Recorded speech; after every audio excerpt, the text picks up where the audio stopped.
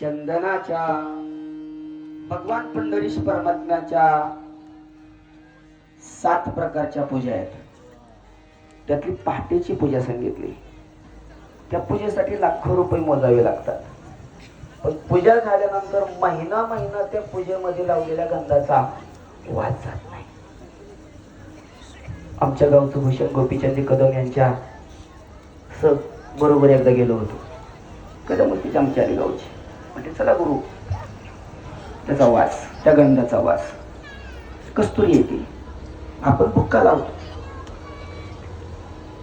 चंदन नावाचा काष्ट जे आहे ना, त्या काष्टाचा वास, त्या लाकडाचा वास 8-8, 10-10 दिवस जात नाही, कारण त्याच्यात सुगंध आहे. पण कधी त्याला ओघळल्याशिवाय. म्हणून देवाचं वर्णन करत असताना तुकोबाराय सुद्धा सांगतात, चंदन आहे ना, चंदन त्याला घासावं लागतं.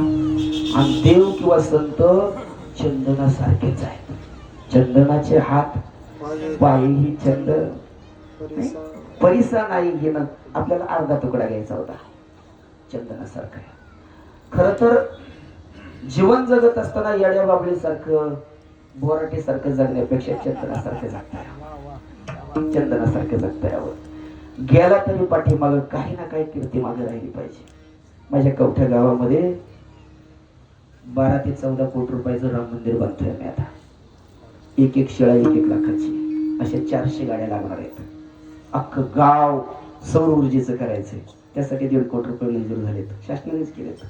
मंदिर नाही पण ब वर्गातलं गाव आहे माझं आता. घाटासाठी 1.25 लाख मंजूर आहेत. 1.25 कोटी मंजूर आहेत. होणार आहे ते सगळ्यांच्या सहकार्याने होईल. याही गावाचा, या परिसराचा बापूंच्या कर्मामुळे म्हणा, असणाऱ्या राजेभाऊचं कर्म असेल, तुम्हाला सगळ्यांची संगत असेल, याचा सुद्धा गंध सुगंध आजूबाजूला पसरत चाललाय.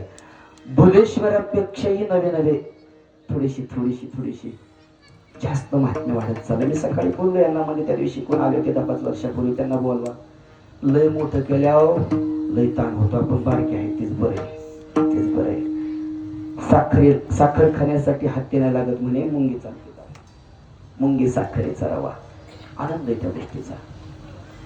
कार्यक्रम कित्येक करण्याचा प्रसंग येतो. आमच्या नागेश्वर मंदिरावरच्या सप्त्याला 65 वर्ष झाली, दिंडीला 50 वर्ष झाली. मोठ्याच ऐकलेले आहेत आणि तेच तुमच्या पुढे मांडतो. कारण व्यासोच्चिष्ट असा शब्द शास्त्रामध्ये माई. व्यासोच्चिष्ट म्हणजे व्यासांनी जे बोलले त्याचं मुष्ट तुम्ही आम्ही खात असतो, देत असतो. त्यातलं काय घ्यायचंय हे आपण ठरवायचंय. जीवनाची किती कर्तव्यता शेवटचा क्षण मोजत असताना आपल्याला सार काय, योग्य काय ते घ्यायचंय. प्रपंच तर कुणाचाही होतो. पक्षी 6-6 महिन्याला प्रपंचामध्ये जोडीदार बदलतात ते. पण योग्य असेल तर आयुष्यभर त्याच्याबरोबर राहतात. तुमच्या आमच्या जीवनामध्ये आलेली सगळी माणसं, तुम्ही आम्ही हे प्रसंगाने एकत्रित आलेलो आहेत. कोण कोणाचा सासरा झालाय, कोण कोणाची सासू झाली, कोण कोणाची आई झाली. पण पुढच्या जन्मामध्ये हाच खेळ असाच मांडला जाईल असं नाही. या खेळामध्ये सवंगडी वेगळे असणार आहे. कदाचित आपण त्या खेळात असूही, कदाचित नसू सुद्धा. एक खेळ खेळत असताना काही निसंगत सोडून गेले. कोरोनाच्या काळामध्ये एकटेच गेले, बिचारी मागे राहिली. काही एकटेच गेली, बिचारा मागे राहिला. खरं सांगू का, गाडीच्या चाकामध्ये मोटरसायकल असू द्या, सायकल असू द्या, बैलगाड्या असू द्या, त्या चाकामधलं एक चाक खराब झालं ना, दुसऱ्या चाकाचं डबल हाल होतात. बरं, डबल हाल होते. आता ते अनुभव प्रत्येकाला आहे, बऱ्याच जणांना आहे. म्हणून ज्याच्या घरामध्ये आई आणि बाप दोन्ही पण आहेत ना, बाबांनो या मंदिरात येऊ नका, तिथं ते देऊ नका, पण ते आईबाप सांभाळा, कारण ते परत नाही. माझ्या वयाच्या 14व्या वर्षी वडील गेले. आजही मी शोधतोय माझा बाप कुठे येतो. तो तुमच्यात दिसतो मला कधी कधी. माझ्या ज्ञानोबारायांच्यात दिसतो, तुकोबारायांच्यात दिसतो. तुम्हीच माझे बाप आहात. गेल्या 3 वर्षापूर्वी माझी आई मला सोडून गेली. सोडलं बिचारी. 97 वय होतं तिचं, सोडून गेली. ती आहे तोपर्यंत जेवढं जमेल तेवढं द्यायचा प्रयत्न केला. राजाभाऊच्या नशिबात माझी आई बघायचं नाही आलं, कारण लग्न नंतर झालं. तुमच्या हाताचे तळवे जसे आहेत ना, तसे माझ्या आईचे पाय माझ्या बायकोमुळे मला ठेवता आले. स्वच्छ सुंदर ठेवता आले. हे राजाने बघितलं. शेवटच्या क्षणापर्यंत माझी आई फक्त 1 महिना कोमात असल्यासारखी होती. पण आयुष्यभर त्या आईनं देत असताना काळजी घेतली.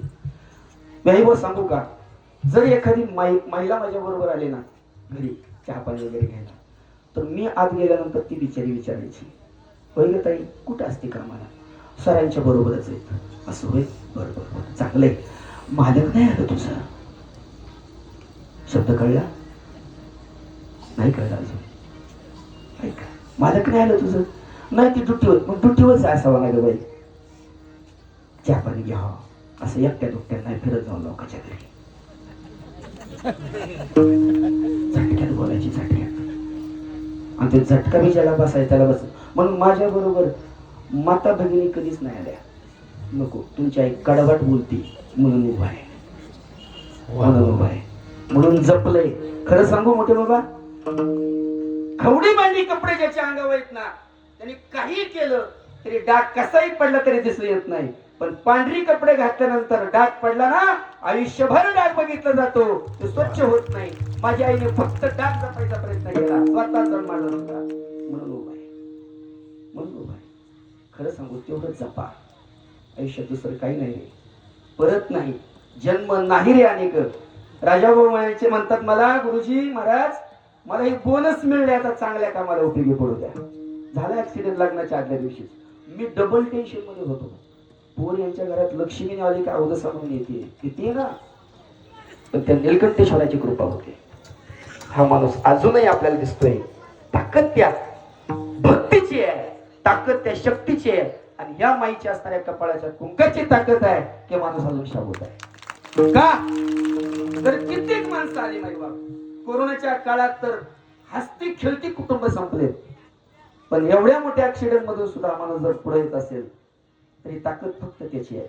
मला वाटतं इथून पुढच्या काळामध्ये जोपर्यंत त्यांचं समाधान होत नाही तोपर्यंत देवाने आणि नीलकंठेश्वराने सेवा करण्याची संधी या माणसाला द्यावी. जोपर्यंत त्यांना कंटाळा येत नाही तोपर्यंत. देव कधीच कंटाळत नाही रे, जीव कंटाळतो. बास झाला आता. आता ज्याने सांगितलं मी माझ्या सत्याचं अंग काढून घेतलं, नाही काढून घ्यायचं. आणि या जगामध्ये तुम्हाला चांगलं म्हणणारी माणसं पण आहेत आणि वाईट म्हणणारी पण आहेत. कीर्तन संपल्यानंतर कौतुक करणारी पण आहेत आणि वाईट बोलणारी पण माणसं मला भेटणारच आहेत ना. तारखा घेणारी पण आहेत आणि काठात झटका हाणणारी पणच आहेत ना. पण मी विचार करायचा नाही, माझा मार्ग सरळ आहे ना, मला आडवी येणारी भरपूर आहेत. म्हणून तुका म्हणे तैसे होई जे तसंगे, वास लागे अंगे कुणाच्या? चंदनाचा. हो, चंदन झिजतोय, सुगंध देतोय. चंदन झिजतोय, त्याच्या अंगामध्ये शीतलता आहे, पण कधी झिजल्यानंतर आहे. म्हणून चांगल्या माणसाच्या संगतीने गेल्यानंतर पाचपोर बाबांच्या शेजारी जा, पुरेकर बाबांच्या शेजारी जा, त्यांची ताकद मोठी आहे. महादेव बाबांची ताकद मोठी आहे. का? त्यांच्या वाणीमध्ये ताकद नाही, राहण्यामध्ये ताकद आहे. जगतात, राहतात. वक्ते बाबा होते, खडबड बोलायचे, लय खडबड बोलायचे. पण बाबा हे पहाटे 3 वाजता उठणार आणि गंगेला स्नान करणार. 3 वाजता गारठ्यात सुद्धा बाबा स्नान करत होते. मुक्ताईचा मठ वाढवण्या पाठीमाग फक्त बाबा होते. ऐका, म्हणून चांगलं जीवन जगण्यासाठी संगत चांगल्या पद्धतीच्या साठी तीच मागणी तुकोबाराय करतात. काय? मला त्याची संगत दे. कुणाची? ऐशियाचा संग देई नारायणा, ओलावा वचना. जयाची खूप बोलायचे, पण आता वेळ वेळेनंतर वेळ मिळेल. ज्ञानेश्वर